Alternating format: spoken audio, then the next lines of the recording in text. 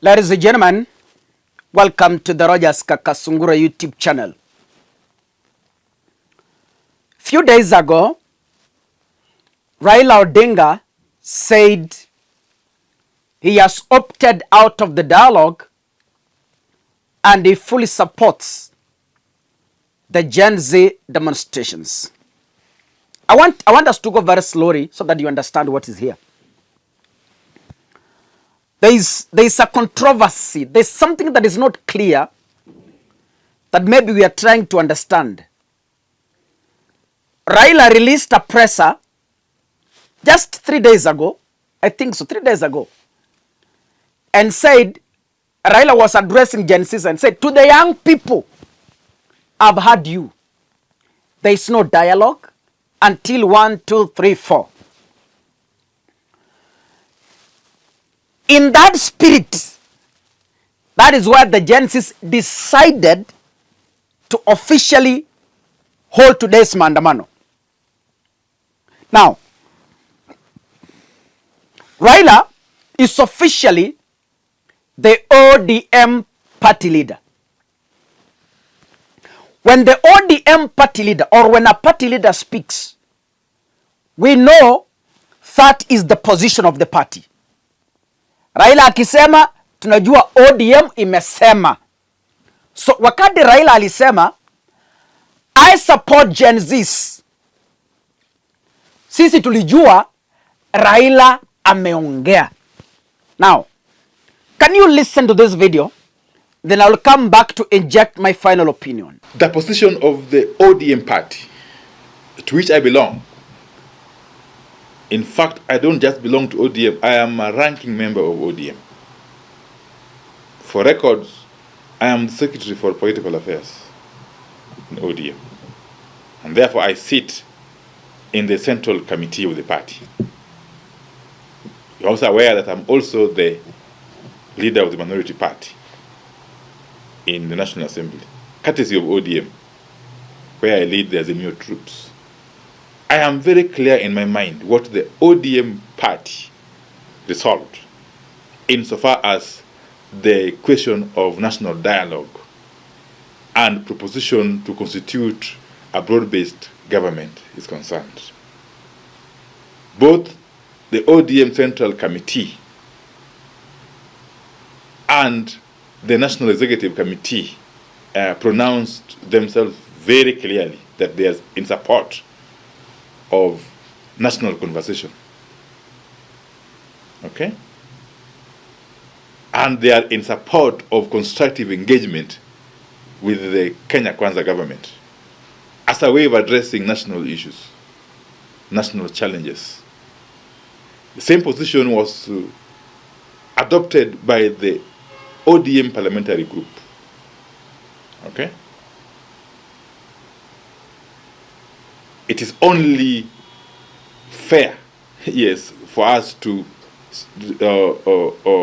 be guided by the positions taken or adopted by organs of the party. As a disciplined and loyal member of ODM, I have got no option but to abide by the decisions adopted by the party. And therefore there's no contradiction whatsoever when it comes to the idea of engaging in a national conversation, and also when it comes to the matter of constructive engagement with the Kenya Kwanza government as a way of addressing national challenges. Remember, we have said time and again that the Kenya Kwanza government has been carrying out appointments in a skewed manner, and these appointments include appointments to the cabinet.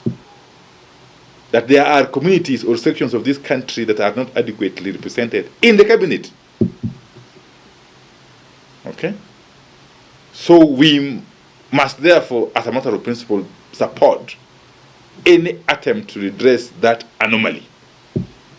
Because all Kenyans pay taxes, and all Kenyans deserve equal representation at every level of government. Okay? The issue here is equity, really. Equity in representation, in organs of the state, and in allocation of resources.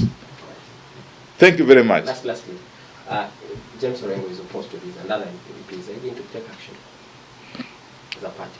I am not the ODM spokesperson, and therefore, as to what will happen to anybody else who is harboring or holding dissenting views, I cannot say for now. The ODM has got its structures and mechanisms of addressing issues if and when they... This is Opiyo Wandayi. Opiyo Wandayi is a very close ally to Raila Odinga. Very close. Mtu wa uko kitchen ndani kwa bedroom. And in this video, is introducing himself as a senior ranking official in the ODM party. And he is speaking authoritatively as ODM. So, when Opiyo Wandayi speaks, we assume Raila has spoken. Because these are guys who are very close. And actually, in the NADICO committee, Opiyo Wandayi was one of the spokesperson who could speak on behalf of Raila Odinga. Now, in this particular video, when he speaks, because of the power vested on him by Raila, we assume Raila has spoken. And Wandayi is saying that the position of the ODM party, it fully supports dialogue. Ulipata hiyo? So when Wandayi says the ODM party fully supports dialogue, it means Raila also supports dialogue. But then, Raila told us that he cannot support dialogue, and he said to the young people, actually, Raila Odinga's statement is on his page, and I read it here. He said to the young people, I hear you. So Raila opted out of the dialogue with William Ruto, which resulted into failure to name the remaining cabinet slots. Because the dialogue was to bring together Raila and Ruto, talk, agree, from the cabinet, they form a government of national unity. So, I'm just asking, who should we believe? Raila says, I support Gen-Zs. Opiyo Wandayi says the position of the party is we fully support dialogue and we fully support a government of national unity. And when Wandayi speaks, I've told you, ODM has spoken. When ODM speaks, Raila has spoken. Now, between Raila as a person, Opiyo Wandayi as a person, and ODM as a party or an institution, who do we believe between the three? Kaka, hii Kenya, mambo ni mazito vile tunafikiria. Things are elephant than we think. Don't believe whatever you see on screens or don't believe them. Hapa kuna kitendawili na kuna kizungu mkuti. Huh? Who do we trust? Speaking from both ends, who do we trust? I'm just asking you. Sasa wewe unaamini nani? Unaamini Raila? Unaamini Opiyo Wandayi?